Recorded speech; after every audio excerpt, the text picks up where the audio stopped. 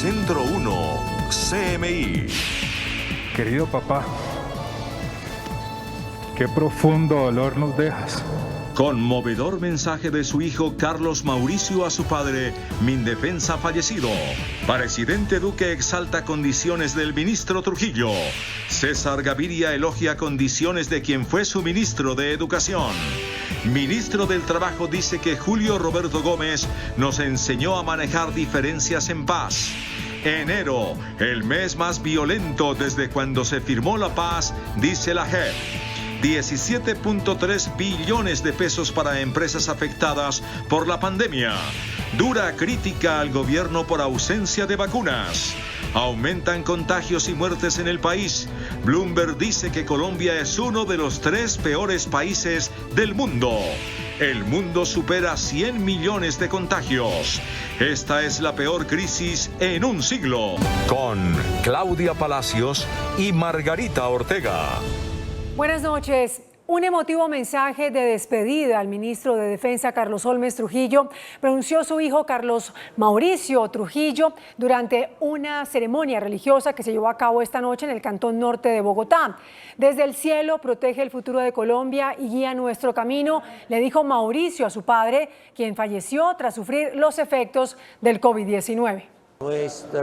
Carlos Mauricio Trujillo, hijo de Carlos Holmes Trujillo, pronunció estas conmovedoras palabras en una ceremonia convocada por el comandante de las fuerzas militares para despedir a su padre, el ministro de Defensa, que murió como consecuencia del coronavirus. Querido papá, qué profundo dolor nos dejas. No te alcanzo a describir el vacío. Nos quedó haciendo falta mucho tiempo, muchas experiencias por vivir, muchos anhelos por cumplir. En medio de la tristeza, agradeció por los buenos momentos a su lado y habló sobre una conversación que tuvo esta tarde con el presidente de la República sobre su padre. Compartimos infinidades de experiencias donde el común denominador era tu grandeza espiritual, humana, personal, profesional e intelectual. Nos reímos, lloramos y aplaudimos tu existencia. También agradeció cada uno de los mensajes de solidaridad recibidos hoy. Las manifestaciones de cariño, de admiración, fueron inconmensurables. Llegaron desde todos los rincones del país, todos los rincones del mundo, en todos los idiomas. Si así lo hicieren, que la patria y el partido se lo premien, sino que ellos se lo demanden. Carlos Holmes Trujillo fue miembro de la Asamblea Constituyente, ministro de 4 carteras, comisionado de paz y diplomático, entre otros cargos públicos. Carlos Holmes Trujillo fue el primer alcalde de Cali elegido por voto popular. Estuvo al frente de la capital del Valle del Cauca entre 1988 y 1990. Carlos Holmes Trujillo, como el primer mandatario de Cali electo por voto popular, creó estos lugares donde atienden a las personas que necesitan realizar algún tipo de trámite con la alcaldía, y actualmente hay 22 de ellos. Los centros de policía tenían unos calabozos. Esos calabozos se volvieron los centros administrativos municipal Cali y no le costó un centavo al municipio. También realizó programas deportivos para prevenir la delincuencia e inauguró uno de los principales centros médicos en el oriente de la ciudad.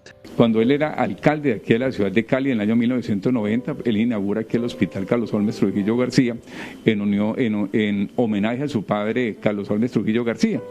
Además pues, de esto, él hizo una gran labor como docente también en la Universidad del Rosario. Para servirle al país. Tanto en Cali como en Cartago, su tierra natal, decretaron 3 días de duelo por su muerte. Nos entristece esta partida de este hombre de patria, de este estadista, de este hombre dedicado al servicio público. Sus amigos lo recuerdan como un hombre de buen humor, Sus últimas visitas como ministro de Defensa al Valle del Cauca las hizo a Cartago y a Buenaventura entre el 7 y el 31 de diciembre de 2020. En la ciudad de Santa Marta, el ministro Carlos Holmes Trujillo adelantó su último acto público, un consejo de seguridad, luego del cual se le informó su contagio de COVID-19. Este es el último saludo con honores por parte de la Policía Nacional al ministro de Defensa Carlos Holmes Trujillo en un consejo de seguridad realizado el 4 de enero del presente año en la ciudad de Santa Marta. Buenas tardes, señor ministro.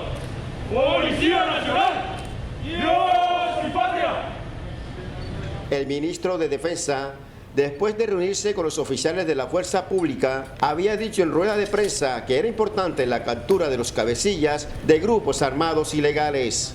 Se mantiene y reitera el ofrecimiento de una recompensa de hasta 100 millones de pesos a los ciudadanos que suministren información que conduzca a la captura de los delincuentes más buscados del Clan del Golfo, los Pachenca y La Silla, quienes son los principales homicidas y narcotraficantes de esta región. El ministro también pasó sus últimas vacaciones de comienzo de año en una cabaña de la Primera División del Ejército del distrito de Santa Marta. Esta noche, el presidente Iván Duque y la primera dama María Juliana Ruiz rindieron un sentido homenaje a Carlos Holmes Trujillo. Lo definieron como un gran patriota y como un caballero a carta cabal.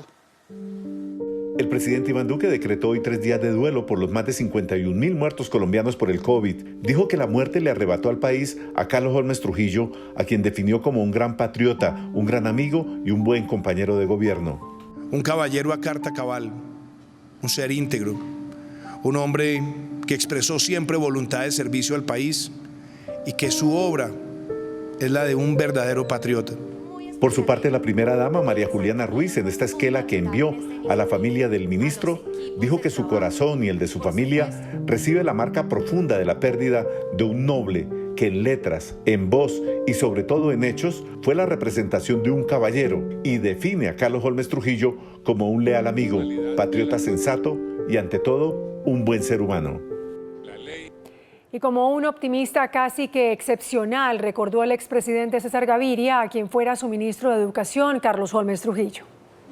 A su esposa. El expresidente Gaviria recuerda que Carlos Holmes Trujillo fue su ministro de Educación y destaca como una de sus virtudes el ánimo conciliador que siempre lo caracterizaba. Es el recuerdo más grato y positivo, no solo porque fue buen ministro, sino porque siempre estuvo disponible para enfrentar todo tipo de problemas. Él estaba siempre preparado para enfrentar cualquier problema.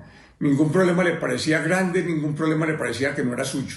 Y aunque el fallecido ministro se alejó del liberalismo, Gaviria lo recuerda como un firme militante de su partido durante el tiempo que estuvo en él. Como dirigente liberal fue excelente, como persona, como parlamentario, como ministro, desde cualquier posición él siempre hizo algo tremendamente positivo porque era una persona optimista, era una persona que siempre pensaba con un optimismo realmente casi que excepcional, y yo era una persona optimista, pero Carlos Holmes siempre le daba a uno como ánimos y espíritu con ese optimismo que tenía. El expresidente lamentó la pérdida de a quien consideraba como a un optimista por excelencia.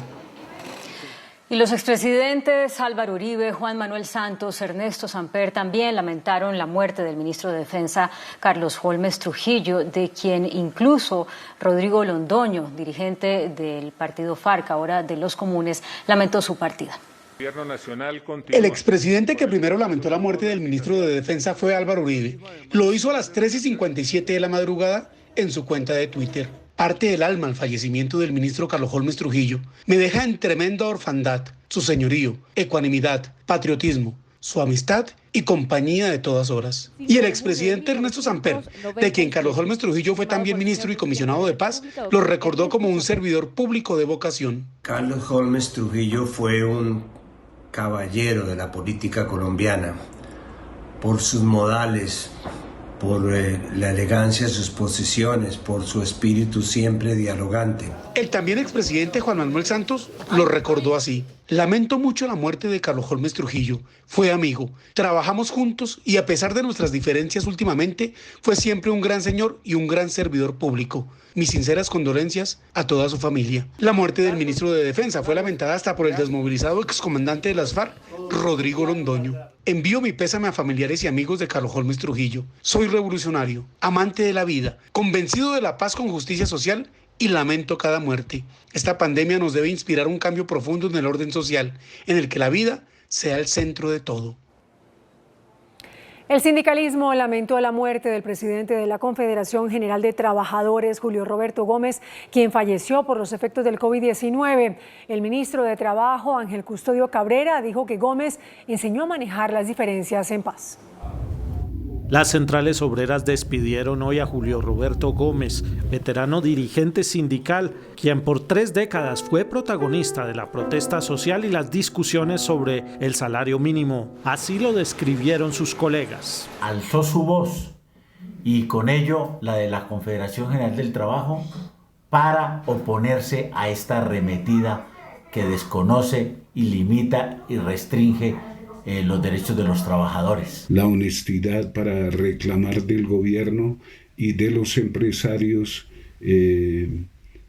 soluciones a los principales problemas del país. Su posición siempre firme por hacer respetar la diferencia de opiniones, y el movimiento sindical y social le quedó también su actitud firme por el diálogo social. Julio Roberto Gómez fue interlocutor permanente con el gobierno en asuntos laborales. Persona que nos enseñó cómo debe ser tratado las diferencias, con armonía, con paz y siempre buscando lo mejor para las personas más vulnerables. El presidente de la CGT, Julio Roberto Gómez, luchó durante un mes contra el coronavirus, que contrajo justo en diciembre cuando estaba negociando el salario mínimo. Y entre tanto, en el país siguen aumentando tanto los contagios como las muertes por COVID-19 en el conteo diario. Enero ha sido el mes con mayor número de decesos por día. Hoy se sumaron 381 nuevos y más de 13.000 nuevos casos diagnosticados. Enero ha sido el mes más crítico y el que ha dejado las cifras más altas de muertos en medio de la pandemia. En 26 días de este año ya han fallecido 8.916 colombianos, es decir que en promedio pierden la vida diariamente 343 personas. Queremos invitar de manera muy especial a alcaldes y gobernadores, al gobierno nacional, a seguir adelantando todas las medidas necesarias para proteger y cuidar la vida y la salud de los colombianos. Los toques de queda, los picos y cédulas, las cuarentenas sectorizadas, el apoyo solidario a las familias vulnerables y el incremento en la capacidad de testeo a grupos de riesgo.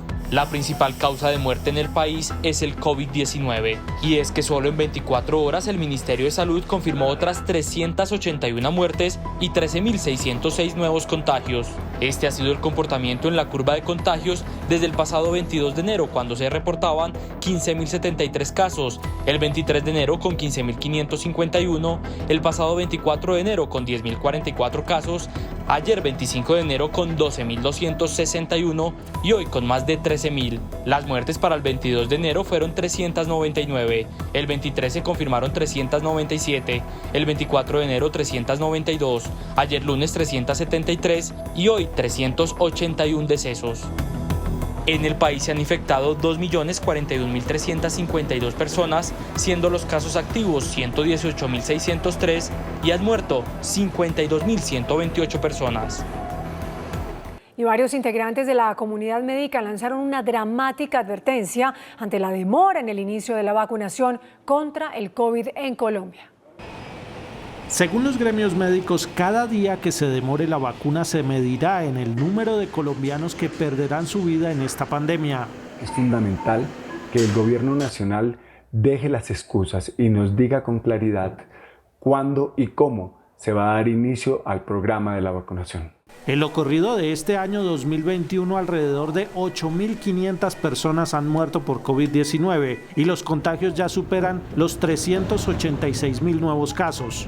ante la falta de un tratamiento comprobado, eficaz, temprano y la falta de vacuna, hemos visto cómo mueren muchas personas por COVID todos los días. Parece ser que las estrategias del confinamiento, el uso de tapabocas, el lavado de manos y el distanciamiento social no ha funcionado. Advierten los médicos que hay un infundado temor de que quienes acuden a los servicios de hospitalización se complican. Y en audiencia pública realizada en el Senado, congresistas y gremios médicos cuestionaron el plan de vacunación contra el COVID-19 presentado por el gobierno. La audiencia pública sobre el plan de vacunación fue realizada en la Comisión Quinta del Senado a instancias de los congresistas Maritza Martínez, Jorge Londoño y Jorge Enrique Robledo, quien se quejó porque el ministro de Salud no asistió. Repudiar el desplante, considero yo que el señor ministro le hace a este evento. El señor ministro, el doctor Fernando Ruiz, ha debido estar con nosotros. Este es un evento democrático de gran importancia. Los académicos y profesionales de la salud se quejaron por la demora en la llegada de las vacunas. Aquí han engatusado a la ciudadanía tratando de confundir acuerdo, negociación, contrato. Y porque las EPS sean las encargadas de adelantar el plan de vacunación, dicen que no han podido ni siquiera con las pruebas COVID. Lo cual da cuenta del fracaso de la política pública en Colombia para el manejo de la pandemia, que nos ha costado más de 50.000 vidas con un subregistro del 20%, teniendo las mortalidades más altas del mundo por 100.000 habitantes, señores. Por favor. La situación del manejo de la pandemia es catastrófica. Por el gobierno solo estuvo presente el director del INVIMA, quien dijo que la semana entrante AstraZeneca y Johnson pedirán la aprobación de Colombia para sus vacunas. Una encuesta contratada por la Alcaldía de Bogotá sobre la pandemia reveló que el 63% de los habitantes de la capital cree que no se va a contagiar con el COVID-19. Aunque la capital atraviesa el segundo pico de la pandemia y tiene sus camas de cuidados intensivos al tope, el 63% de los bogotanos cree que no se va a contagiar. Así lo revela una encuesta de la Alcaldía. La mayor señal de consideración con los demás es comportarnos todos como si tuviéramos el virus, usando radicalmente la mascarilla siempre. Según la medición, el 43% de los capitalinos no está dispuesto a vacunarse, pero el 57% sí. Los jóvenes de 18 a 25 son la población con mayor disposición a vacunarse. Uno de los datos más impactantes es que en enero, en pleno segundo pico, el 24% de los bogotanos asistió a reuniones sociales, el 13% de ellos no usó el tapabocas y el 57% no mantuvo la distancia social. Un 13% manifiesta haber estado en esta dinámica de interacción de alto riesgo, pero ese porcentaje durante todo el año no había superado el 4%, cuanto más alto estuvo en 5%. Según la medición, el contacto familiar es el que genera más riesgo, seguido del trabajo. Por su parte, la Cámara de Comercio de Bogotá reveló un sondeo según el cual solo el 7% de las empresas de la capital están operando a plena capacidad. Las empresas bogotanas todavía no se recuperan del COVID-19. Apenas el 7% está operando a plena capacidad. La medición indica que el 67% de los empresarios manifiestan que sus ventas disminuyeron. El 27% de las microempresas tuvo que cerrar temporalmente por las bajas ventas, las cuarentenas y el valor del arriendo. Encontramos que aumentó de manera muy importante y significativa el porcentaje de negocios cerrados temporalmente, pasando del 10% al 27% entre noviembre y enero. Los empresarios tienen mejores expectativas para febrero y la esperanza puesta en la vacunación y en el control de las aglomeraciones.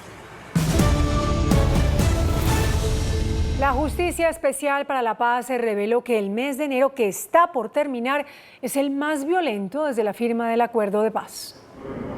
Los magistrados de la JEP alertaron sobre el incremento de la violencia con base en su sistema de monitoreo de riesgos. Este año han ocurrido 6 masacres, una cada 4 días, 5 asesinatos de excombatientes de las FARC, uno cada 5 días, 14 homicidios de líderes sociales, uno cada 41 horas. También se han registrado 13 amenazas de muerte a líderes sociales y 14 enfrentamientos entre grupos criminales y la fuerza pública. En una audiencia justamente del Tribunal Internacional de los Pueblos fue expuesta la grave situación de derechos humanos que hay en Colombia. Se denunció los asesinatos de los que están siendo víctimas los líderes sociales, los defensores de derechos humanos y los excombatientes de las FARC. Representantes de Colombia que participaron en la sesión número 48 del Tribunal Permanente de los Pueblos, una entidad que visualiza las violaciones de derechos humanos en todo el mundo, aseguraron que en el país se está cometiendo un genocidio contra defensores de derechos humanos, líderes sociales y excombatientes de las FARC. En un delito de genocidio continuado, del que se presentarán en el juicio más de 40 casos que lo demuestran, relacionados con movimientos o partidos políticos, grupos étnicos, sindicalistas. Colombia desaparece de todo lo que es el escenario mundial, como si fuera algo de normal. En la sesión se pusieron en evidencia las 6 masacres con 20 muertos y los asesinatos de 14 líderes sociales y 5 excombatientes en 2021. El exmagistrado de la Corte Suprema, Leonidas Bustos, reapareció en una audiencia virtual dentro del juicio al también exmagistrado Francisco Ricaurte. Bustos negó actos de corrupción en el alto tribunal. Hace 2 años el exmagistrado Leonidas Bustos anunció que saldría del país con destino a Canadá pese al escándalo por el cartel de la toga, en el que era mencionado junto con los exmagistrados Francisco Ricaurte y Gustavo Malo. Hoy, el togado reapareció en el juicio al exmagistrado Ricaurte y dijo que no tuvo conocimiento sobre actos de corrupción en la Corte Suprema. Todos esos proyectos que tenían que ver con parapolítica se repartían en sobre cerrada directamente en el despacho del magistrado titular, de tal manera que nunca, ni suministré información, ni nadie me la solicitó. Bustos aseguró que no recibió ningún tipo de pago por parte de excongresistas a través del exfiscal Luis Gustavo Moreno. Un juez ordenó la captura del secretario del Tribunal Superior de Bogotá, Javier Suancha, por presuntos actos de corrupción. Javier Fernando Suancha, actual secretario general de la Sala Penal del Tribunal de Bogotá, fue condenado a pagar una sentencia de 8 años de cárcel por pedir dinero a un particular para favorecerlo con una decisión. Para el despacho existe prueba directa que Suancha Moncada recibió dinero en efectivo. El juez ordenó la captura inmediata del funcionario. El comportamiento desplegado es reprochable desde todo punto de vista. Se espera de los servidores públicos el acatamiento de la Constitución y la ley. El juez le negó al funcionario pagar la condena en detención domiciliaria, dado el grave hecho de corrupción en la justicia. Por supuestos daños a cultivos, personas y animales por la aspersión aérea por la fumigación con glifosato, el Estado afronta 228 demandas. Las pretensiones ascienden a 9,8 billones de pesos. Según un informe de la Agencia Nacional de Defensa Jurídica del Estado, los 228 procesos que actualmente afronta la nación por supuestos daños ocasionados a cultivos, personas y animales por cuenta de la aspersión aérea y la fumigación con glifosato contienen pretensiones por 9,88 billones de pesos. Las millonarias demandas en su mayoría hacen referencia a hechos ocurridos en zonas apartadas de Nariño, Cauca y norte de Santander. Hoy, la Agencia de Defensa Jurídica tiene plenamente identificado a un grupo de 10 abogados que se ha dedicado a demandar al Estado reclamando millonarias sumas argumentando daños producidos con el glifosato. La aspersión aérea con glifosato sobre los cultivos ilícitos está suspendida desde el 2015 por orden de la Corte Constitucional por el posible impacto en la salud y el medio ambiente que pudiera producirse. El presidente del Fondo Nacional de Garantías, Raúl Buitrago, reveló que las empresas afectadas por la pandemia tienen a disposición más de 17 billones de pesos para apalancarse económicamente. Los recursos disponibles para las empresas afectadas por el coronavirus alcanzan los 17.3 billones de pesos a través del Fondo Nacional de Garantías. Se espera beneficiar 600.000 actividades productivas, la mayoría de ellas medianas y pequeñas empresas. Las garantías son hasta de un 90% para las empresas que acudan al sistema financiero. El Fondo Nacional de Garantías ha contribuido no solamente a que se irrigue liquidez a la economía, pero sobre todo a reactivar los procesos empresariales de cientos de miles de empresas. El dirigente señaló que el apoyo financiero a las empresas ha buscado preservar más de 1.8 millones de empleos en el país. Preservar empleo en la parte más crítica de la pandemia, cuando estábamos en el cierre más duro. Al cierre del 2020 se colocaron 19.8 billones de pesos. El índice de capitalización de la bolsa, que mide el comportamiento de las 20 principales acciones, cerró al alza. El índice de capitalización de la Bolsa de Valores de Colombia subió 0,33% a 1.402 puntos. La acción de Concreto fue la que más subió, con una valorización de 3,22% a 513 pesos. La acción de Enca fue la que más cayó, con una pérdida de 1,45% a 12 pesos con 20 centavos. La acción más negociada de la jornada fue la de Preferencial Bancolombia, al movilizar más de 32.000 millones de pesos. El dólar cerró al alza. Indicadores económicos en Noticentro 1 CMI. La tasa representativa del mercado que regirá para mañana miércoles será de 3.591 pesos con 48 centavos. Los profesionales del cambio compran la divisa en promedio entre 1.340 pesos y la venden entre 1.380 pesos. Un euro cuesta 4.396 pesos con 50 centavos. La libra de café en Nueva York se cotizó a $1.24.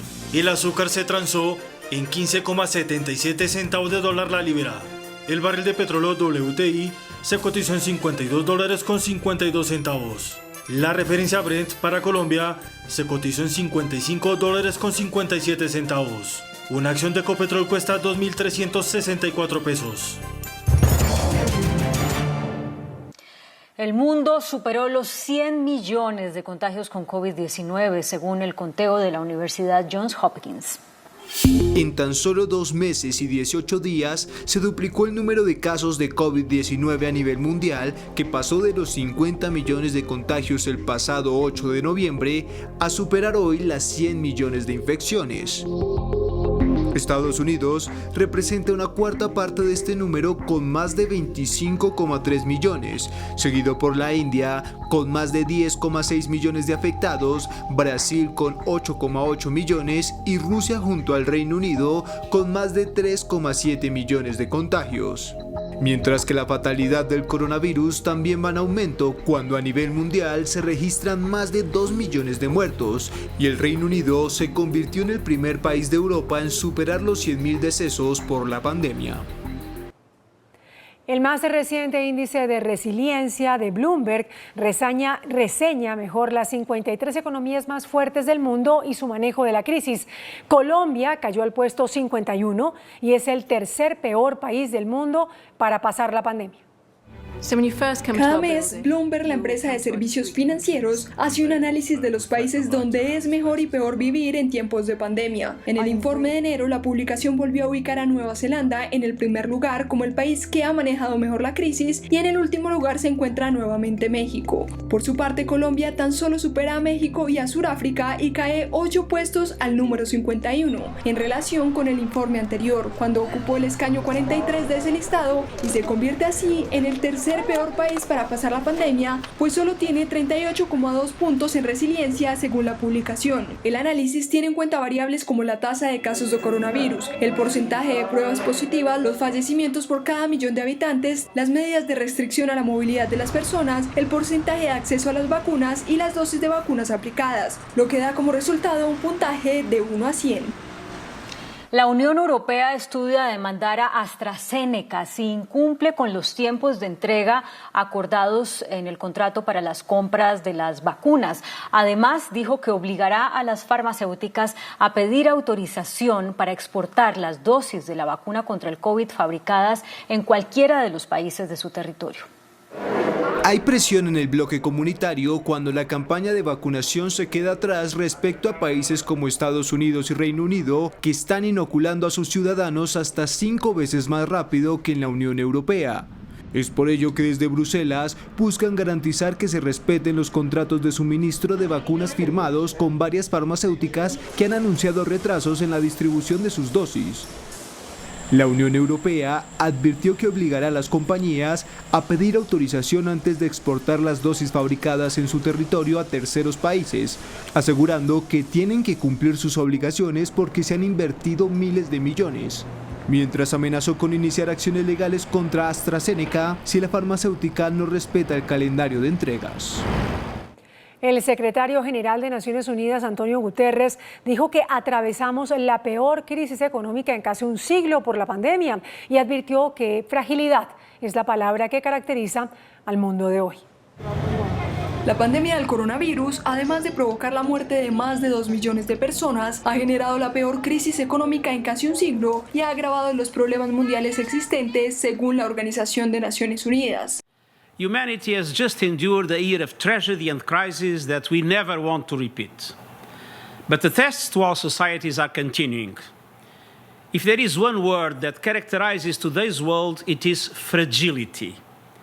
We see it in the impacts of the COVID-19 emergency. Para Antonio Guterres se trata de la fragilidad de la economía que vive su peor momento, pero también de la fragilidad creada por la desigualdad económica. Según la revista científica Science, el fármaco litidepsina logró reducir en 99% la carga viral en las personas contagiadas con COVID-19. Este fármaco es producido por una farmacéutica española que se llama PharmaMar y es unas 100 veces más potente que el Remdesivir, que es el utilizado ahora para tratar el COVID, pero que no ha demostrado una eficacia contundente. Estados Unidos comenzó a exigir a todos los viajeros internacionales, incluidos los estadounidenses, prueba PCR o un test de antígeno negativo se realizada en los 3 días previos al vuelo.